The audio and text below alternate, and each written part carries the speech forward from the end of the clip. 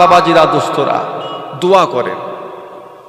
মদিনার মসজিদে নববী শরীফে আমার আপনার নবী দয়ার নবী নূর নবী সাহাবা হুজুরদেরকে নিয়ে ওয়াজ করছে। ও ভাইজানেরা, মদিনার মসজিদে নববী শরীফের ভিতরে আল্লাহ নবী দরবারে একজন সাহাবী গিয়ে হাজির হলেন। ইয়া রাসূলুল্লাহ হাবিবাল্লাহ, ইয়া রাসূলুল্লাহ হাবিবাল্লাহ, আমি বড় গরিব মানুষ, আমি বড় অভাবী মানুষ, হুজুর আমার সংসারে বড্ড অভাব, ছেলে পুলে নিয়ে মা বাপ নিয়ে ঠিক মতো সংসার চলে না। আপনি আমার জন্য দোয়া করুন, আল্লাহ যেন আমার সংসারে বরকত দেয়, আল্লাহ যেন আমার সংসারে অভাব যেন না দেন, আপনি আমার জন্য দোয়া করুন। ও ভাইজানেরা, নবী আমার সাহাবা হুজুরকে একটা দোয়া শিখিয়ে দিলেন। যাও বাবা, চলে যাও, বাড়িতে গিয়ে আমলটা করো, এই দোয়াটা তুমি আমল করো। আল্লাহ নবী আমলের নিয়ম শিখিয়ে দিলেন। সাহাবা হুজুর বাড়ি চলে গেলেন। কিছুদিন যাবার পরে আল্লাহ নবীর ওই সাহাবী আবার আল্লাহ রসুলের দরবারে এসে হাজির হলেন। আসসালামু আলাইকা ইয়া রাসূলুল্লাহ ইয়া হাবিবাল্লাহ। আল্লাহ নবী সালামের জবাব দিয়ে জিজ্ঞাসা করেন, বাবা কি খবর, কি মনে করে এসেছেন বলুন। সাহাবা হুজুর, ইয়া রাসূলুল্লাহ হাবিবাল্লাহ, হুজুর আপনি কি আমাকে চিনতে পারেন না? আপনি কি আমাকে চিনতে পারেন না? আমি সেই সাহাবী, কিছুদিন আগে আপনার দরবারে এসেছিলাম, সংসারে বড্ড কষ্ট, আপনি আমায় একটা আমল দিয়েছিলেন, সে আমলটা আমি করেছি হুজুর। আল্লাহ রাসূল বলে, বাবা কি খবর? ইয়া রাসূলুল্লাহ হাবিবাল্লাহ, আপনার দেওয়া আমলটা আমি করে গিয়েছি, ওই আমলটার ওসিলায় আল্লাহ রাব্বুল আলামিন আমার সংসারে এত বরকত দিয়েছেন, এত রহমত দিয়েছেন, মাল সম্পদ এত বাড়িয়ে দিয়েছেন, আমার সংসারে আমার বাড়িতে মাল সম্পদ রাখার মতো আমার সংসারে আর জায়গা না। ও ভাইজানেরা, অন্যান্য সাহাবা হুজুরেরা এই সাহাবাকে ঘিরে ধরলেন। আল্লাহ নবী সাহাবী, নবী আপনাকে কি আমল দিয়েছিলেন?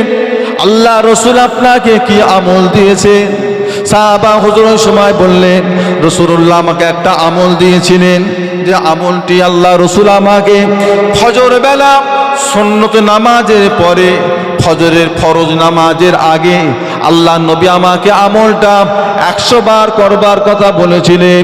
যে আমলটি হলো সুবহানাল্লাহি ওয়া বিহামদিহি, সুবহানাল্লাহিল আযীম ওয়া বিহামদিহি, আস্তাগফিরুল্লাহ, লা হাওলা ওয়ালা কুওয়াতা ইল্লা বিল্লাহ, সুবহানাল্লাহি ওয়া বিহামদিহি, সুবহানাল্লাহিল আযীম ওয়া বিহামদিহি, আস্তাগফিরুল্লাহ, লা হাওলা ওয়ালা কুওয়াতা ইল্লা বিল্লাহ। এই আমলটা আল্লাহর নবী আমাকে সবসময় 100 বার করবার কথা বলেছিলেন। ফজরের সুন্নত নামাজের পরে, ফরজ নামাজের আগে আমলটা আমি করে গিয়েছি। আল্লাহ রাব্বুল আলামিন ওই আমলটার ওসিলায় আমার সংসারের অভাবগুলোকে আমার আল্লাহ দূর করে দিয়েছেন। জোরে বলুন, একটু জোরে বলুন। আপনি করেন? আজও সেই আল্লাহ আছে না? আপনার ঈমান কি? আমার আল্লাহর ভান্ডারে কিছু অভাব আছে? আমার আল্লাহ যদি আপনাকে কিছু দেয়, আমার আল্লাহর কিছু অভাব পড়ে যাবে? আমার আল্লাহর ভান্ডারে কমে যাবে? আপনি হারাম কাজে যাচ্ছেন কেন? আপনি জেনে শুনে কেন আগুনে পা দিচ্ছেন? আপনি মরবেন না? আপনার একটা কবর হবে না? দুনিয়ার লোকের সঙ্গে আপনার সম্পর্ক তো এক মুঠো মাটি, এক মুঠো মাটি আপনার কবরে ছুঁড়ে দেবে। সম্পর্ক 1 সপ্তাহ মনে রাখবে। আপনি কোন সাহসে গুনাহ করছেন? আপনার এত সাহস হয় কি করে? যখন জানেন আপনারও একটা কবর হবে, মানুষ আপনাকেও কবরে দিয়ে চলে আসবে, সেই কবরে আযাব গজব এত কিছু জানার পরও আপনি অন্যায় করছেন কি করে? আল্লাহকে ভয় করেন, কবরকে ভয় করেন। তওবাটা বেশি করে করেন। প্রত্যেক ফরজ নামাজের শেষে 5 বার 7 বার 10 বার আস্তাগফিরুল্লাহ আস্তাগফিরুল্লাহ আস্তাগফিরুল্লাহ মনে থাকবে ইনশাআল্লাহ। ফরজ নামাজের শেষে কেন বললাম? যাতে আপনার মনে থাকে, সব সময় করবেন। তওবাটা হলো আমাদের কাছে রাবারের মতো। আমরা যত বেশি তওবা করব, আল্লাহর ফেরেশতারা তত বেশি গুনাহ মুছে দেবেন। জোরে বলুন। তওবাটা কিসের মতো? রাবার। ছেলেরা লিখতে গিয়ে ভুল লেখে রাবার দিয়ে মুছে দেয়। আমরা তওবা করব আর ফেরেশতারা কি করবে? গুনাহ মুছতে মুছতে মুছতে মুছতে মুছতে মুছতে আপনার গুনার খাতাটা সাদা হয়ে যাবে।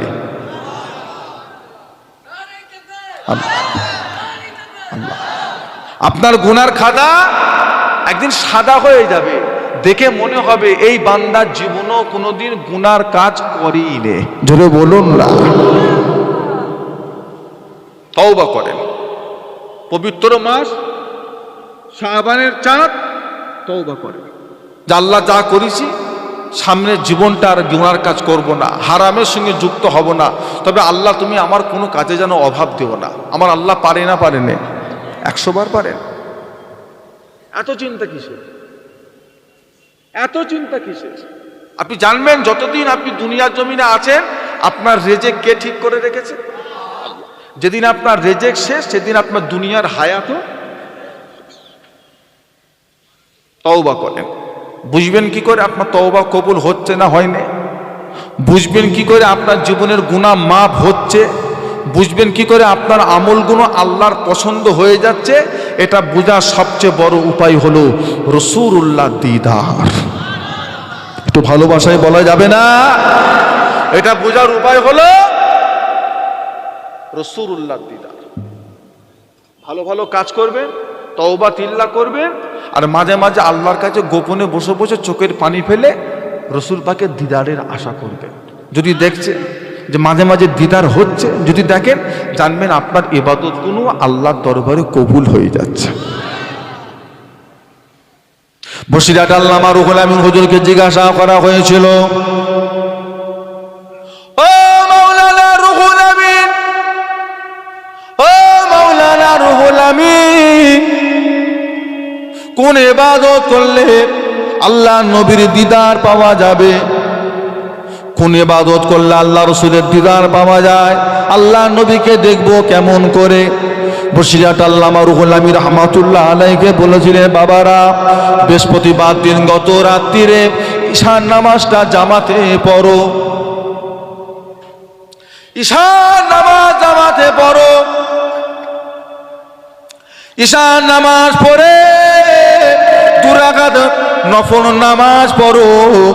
2 রাকাত নফল নামাজে প্রথম রাকাত একবার সূরা ফাতিহা, একবার আয়াতুল কুরসি পড়ো, 15 বার সূরা ইখলাস শরীফ পড়ো, রুকু সিজদা করো, উঠে দাঁড়িয়ে যাও, আবার একবার সূরা ফাতিহা, একবার আয়াতুল কুরসি, 15 বার সূরা ইখলাস শরীফ পড়ে নাও, রুকু সিজদা করে বৈঠক করো, বৈঠকে আত্তাহিয়াত পড়ো, দরুদ শরীফ মাসুরা পড়ে সালাম ফিরিয়ে আল্লাহ দরবারে 2 হাত তুলে দোয়া চাইতে থাকো। ও রব্বুল আলামিন, আল্লাহ পাক আপনার হাবিবের দিদারের জন্য 2 রাকাত নামাজ পরিচাল্লাহ আমার নামাজটা কবুল করে নিন, আর আমার সঙ্গে আমার নবীর দিদার নসিব করিয়ে দিন। বড় আশা করে নামাজ পরিচাল্লাহ আমার সঙ্গে আমার নবীর দিদার নসিব করিয়ে দিন।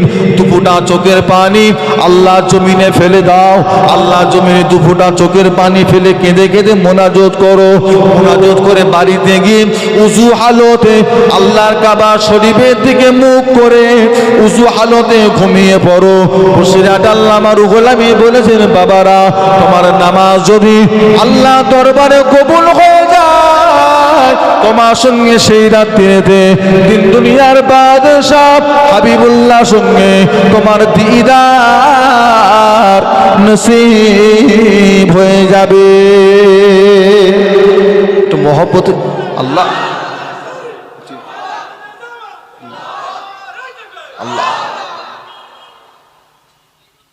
ছোট্ট আমল,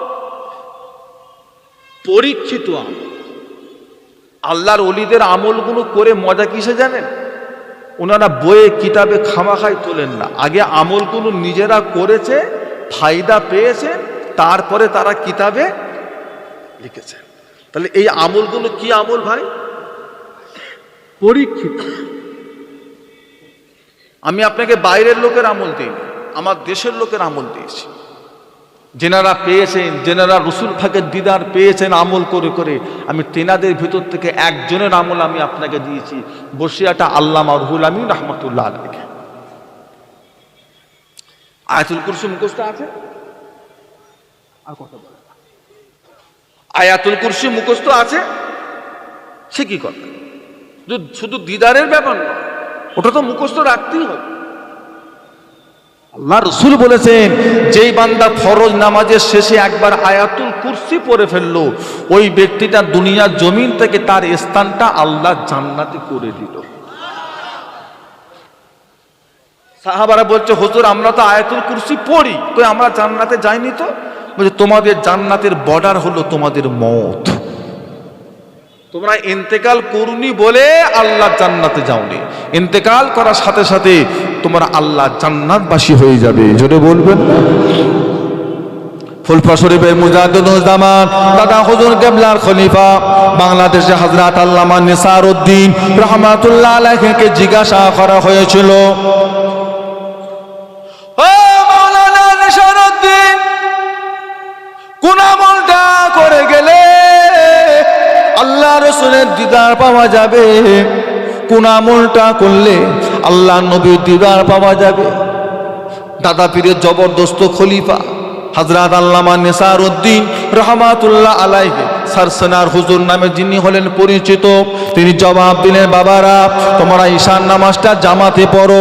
বৃহস্পতিবার দিন গত রাত্রিরে, সপ্তাহের ভিতরে দামি রাত কোনটা? কালকে আমরা দুটো নিয়ামত পেয়েছি, এক নিসফে মিন শাবান, আর একটা হলো, আর একটা কি, একটা শাবানের মধ্য রজনী পেয়েছি, আর একটা কি পেয়েছি? কথা বলেন না, বৃহস্পতিবারের রাত পেয়েছি। তাহলে কটা হলো? দুটো। হযরত আল্লামা নিসারউদ্দিন রাহমাতুল্লাহ আলাইহিকে জিজ্ঞাসা করা হলো, হুজুর কোন আমলটা করলে আল্লাহ নবীর দিদার পাওয়া যাবে? হযরত আল্লামা নিসারউদ্দিন জবাব দিয়েছিলেন, বাবারা বৃহস্পতিবার দিন গত রাতে ঈশান নামাজটা জামাতে পড়ে নাও। ঈশান নামাজ জামাতে পড়ে সূরা কাউসার শরীফটা 1000 বার তেলাওয়াত করো। সূরা কাউসার শরীফটা 1000 বার তেলাওয়াত করো। সূরা কাউসার শরীফ 1000 বার তেলাওয়াত করে উযু হালতে আল্লাহর কাবা শরীফের দিকে মুখ করে বাড়িতে গিয়ে ঘুমিয়ে পড়ো।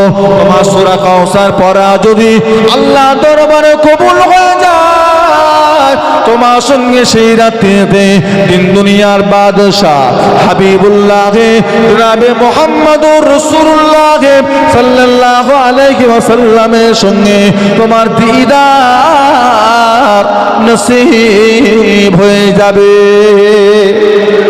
জোরে বলুন না। সূরা কাউসার মানে এত বড় তো, সূরা কাউসারটা এত বড় না? কত বড়? কটা আয়াত? একটা মিনিটে আপনি সূরা কাউসারটা কবার পড়তে পারবেন বলেন তো? 1 মিনিটে 6 বার।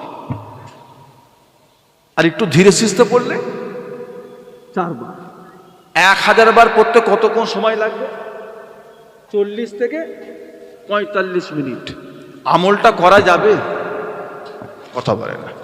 ও মুরব্বী বাবাজিরা, হবে হবে না শুধু শোনায় হবে? হবে। একবার যদি আমরা রাসূল পাকের দিদার পেয়ে যাই, আপনার কাছে মরে যাব, এটা তখন আতঙ্ক থাকবে না আনন্দ হয়ে যাবে?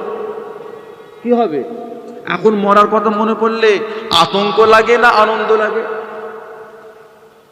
মরে যাব এটা মনে পড়লে আতঙ্ক লাগে না আনন্দ লাগে?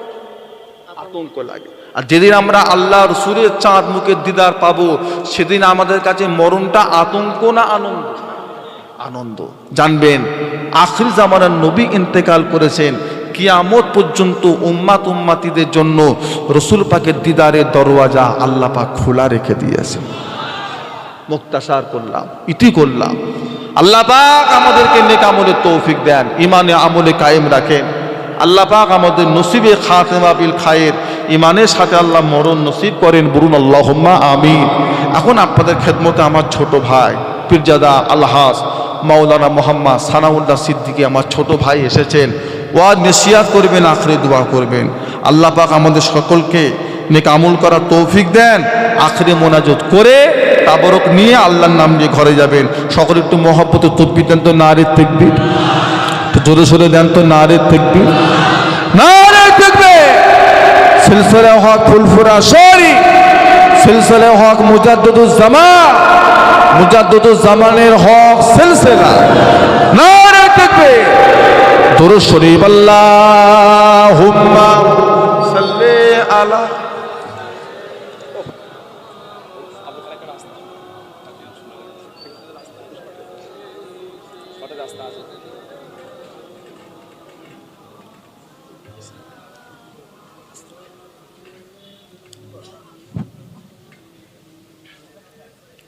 नारे तकबीर, नारे तकबीर। औलाद मुजद्दिदुज़्ज़मान, सिलसिला मुजद्दिदुज़्ज़मान भाईजान हुजूर किबला, नारे तकबीर।